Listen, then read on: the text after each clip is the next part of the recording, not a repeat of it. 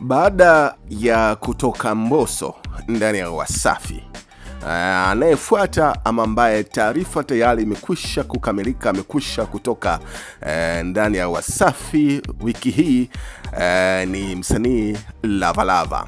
Haya amedhibitisha Baba Levo kupitia ukurasa wake wa Instagram, akitoa shukrani zake za dhati kwa Lavalava, akisema tunakushukuru kwa kuwa Wasafi aliweza kufanya kazi vizuri na wewe, na boss wangu Lukuga aliweza kukusimamia kwa kila aina ya juhudi kuhakikisha muziki wako unakuwa na umekuwa mkubwa sasa. Anasema ni vizuri na wewe kujitegemea ili wengine na wenyewe waweze kupata nafasi ndani ya Wasafi. Hii ni chapisho Baba Levo aliandika kwa kupitia ukurasa wake wa Instagram, akidhibitisha kwamba Wasafi inaonyesha wameterminate mkataba wake pamoja na Lavalava.